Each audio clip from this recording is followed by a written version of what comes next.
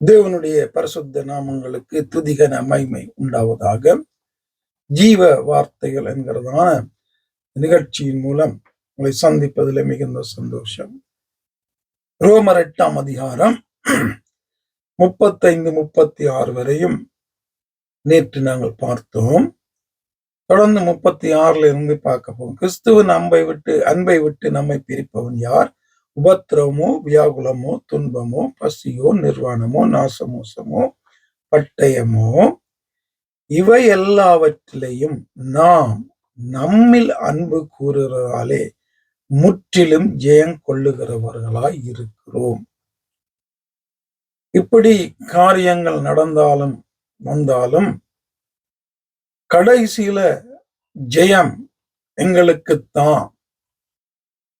அது யாரால அந்த ஜெயத்தை நாங்கள் பெற்றுக் கொள்ளுகிறோம் என்பதை பவுல் எங்க சொல்றார். நம்மில் அன்பு கூறுகிறவர்களாலே முற்றிலும் ஜெயம் கொள்ளுகிறவர்களாய் இருக்கிறோம்.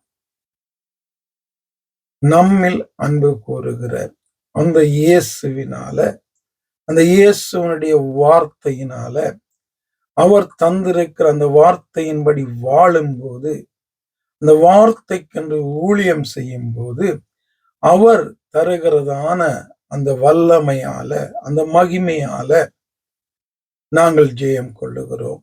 அது மட்டுமல்ல, அந்த வசனத்தின்படி நாங்கள் வாழ்ந்து ஊழியங்கள் செய்யும் போது எப்படியான காரியங்களுக்குள்ளே நாங்கள் சென்றாலும், பவுல் செல்லும் போது அங்கே ஆண்டவர் சிறைச்சாலையிலே அவர்களை விடுவிக்கிறதை நாங்கள் பார்க்கிறோம். அங்கே ஜெயில அவரை கொல்லுவதற்காக அங்கே ஜனங்கள் எத்தனம் பண்ணும்போது அதன் மத்தியிலும் அவர்கள் பவுலை விடுவிக்கிறதை பார்க்கிறோம். கப்பல் பிரயாணத்துல அங்க இயற்கையில புயல் காற்றுல பவுல் எல்லாரும் மறித்து போவோம் என்ற ஒரு நிலைமை வந்த போதும் பவுலுக்காக என் ஆண்டவர் அந்த கப்பல்ல சென்ற அனைவரையும் காப்பாற்றுகிறதை நாங்கள் பார்க்கிறோம்.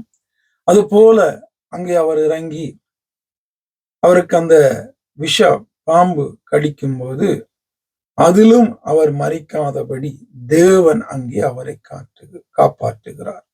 ராஜாக்களுக்கு முன்னால காப்பாற்றுகிறாரு, ஜனங்களுக்கு முன்னால காப்பாற்றுகிறாரு, அதிகாரங்களுக்கு முன்னால் அவரை காப்பாற்றுகிறாரு.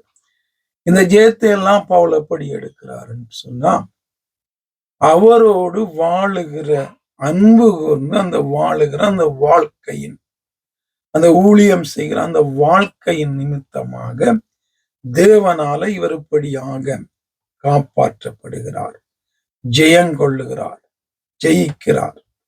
ஆண்டவர் செய்கிறார் அவரை ஜெயிக்கும்படி.